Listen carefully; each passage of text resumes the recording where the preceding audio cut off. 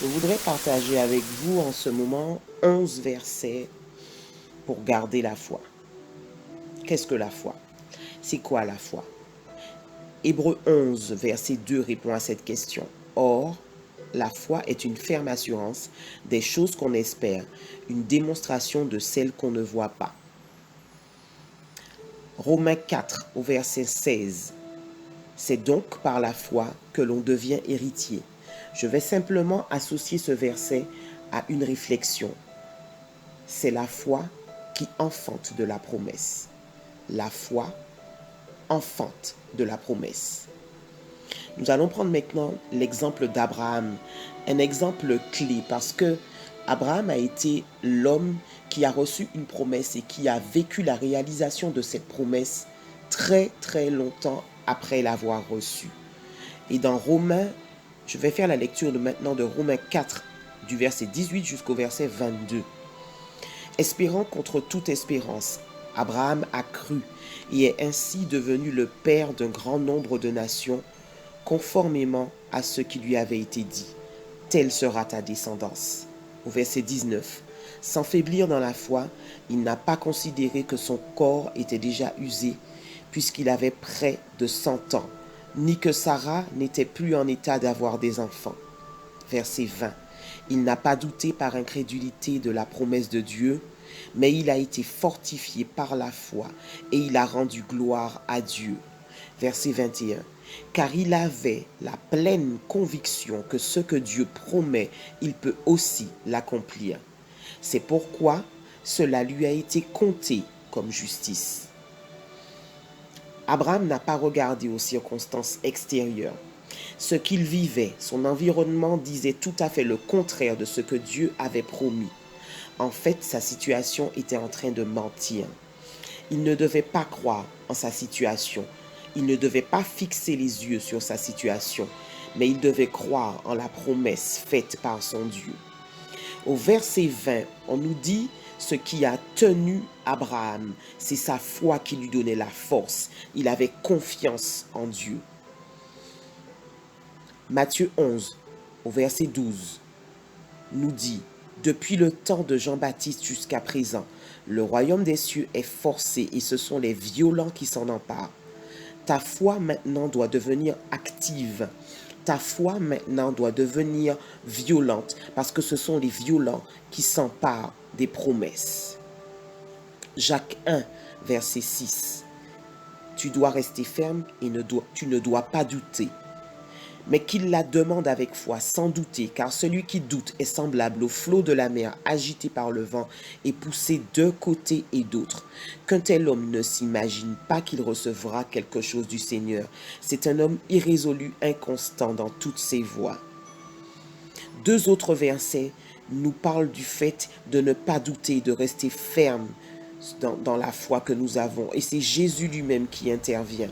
Il pouvait dire dans Matthieu 11 au verset 23, « Je vous le dis en vérité, si quelqu'un dit à cette montagne, ôte-toi de là et jette-toi dans la mer, et s'il ne doute point en son cœur, mais croit que ce qu'il dit arrive, il le verra s'accomplir. » Jésus encore disait dans Luc 17, au verset 5 et verset 6, « Les apôtres dirent au Seigneur, augmente-nous la foi.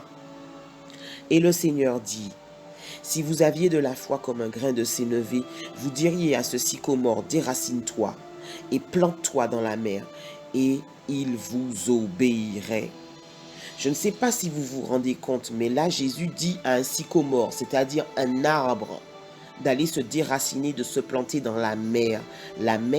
Dans la mer, l'eau est salée. Normalement, ça devrait tuer l'arbre de manière presque instantanée. C'est vraiment un drôle d'exemple.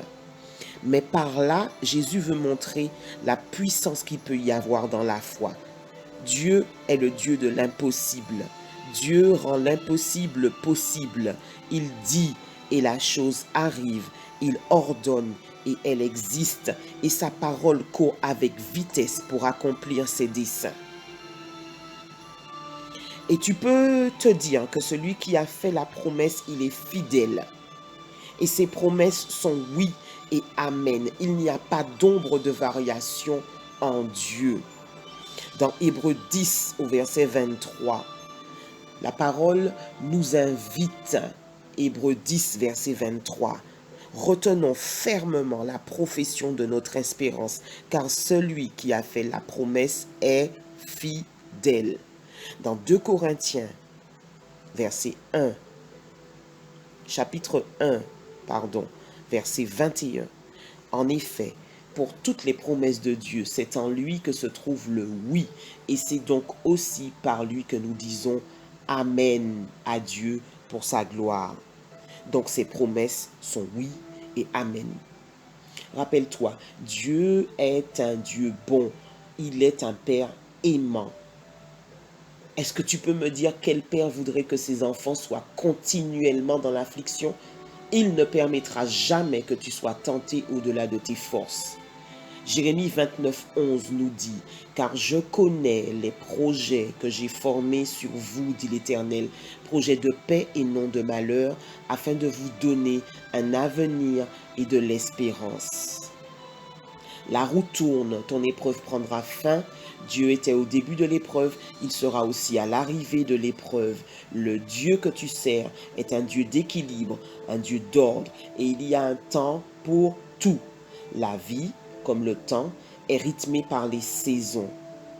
Et pour terminer, je vais lire une portion de Ésaïe 28 à partir du verset 23 jusqu'au verset 29. Et ce que j'aime, c'est que ce verset, cette portion des Écritures est intitulée « Sagesse du paysan, sagesse de Dieu ». Donc il y a une corrélation entre la sagesse du paysan et la sagesse de Dieu. Écoutez-moi bien, faites attention à ce que je vais dire. Ne le savez-vous pas? Le paysan qui veut semer ne passe pas tout son temps à labourer son champ et à y tracer des sillons et à y passer la herse. Le Seigneur ne passera pas tout son temps à te labourer, à tracer des sillons. Verset 25. Mais après avoir égalisé la surface du sol, il répand les graines de nigel puis de cumin, il met en place le blé, le millet, l'orge aux endroits qui conviennent et le blé dur sur les bords. Il fait les choses de manière tellement puissante que tout sera fait dans l'ordre au bon moment. Il placera les bonnes personnes à côté de toi pour que tu puisses tenir pendant tout le processus où il te tiendra dans sa main. Verset 26. Tel est le procédé que son Dieu lui a donné à suivre et qu'il lui a enseigné. Verset 27. On n'égrène pas la nigelle. La nigelle, c'est une céréale. On n'égrène pas la nigelle en se servant d'un traîneau. On ne fait pas non plus passer les roues d'un chariot sur le cumin. Mais c'est au bâton qu'on doit battre la nigelle et le cumin. Le Seigneur sait exactement comment te prendre ou t'amener pour te conduire là où il veut que tu sois. Verset 28. Le blé doit être passé sous le poids du traîneau, mais pas indéfiniment. Pas indéfiniment. Tu ne seras pas indéfiniment dans l'affliction parce que Dieu sait ce qu'il fait. On manœuvre la roue du chariot et son attelage, mais non jusqu'à broyer le grain. Il n'ira pas jusqu'à broyer ta vie, ce n'est pas ce qu'il veut. Il ne veut pas ta mort. Verset 29. Ce procédé, lui aussi, vient du Seigneur de l'univers, qui montre ainsi à quel point son plan est merveilleux et son savoir-faire immense. Je termine en rappelant que Dieu est bon, que ses bontés ne sont pas épuisées, ses compassions ne sont pas à leur terme. Elles se renouvellent chaque matin. Chaque matin. Amen.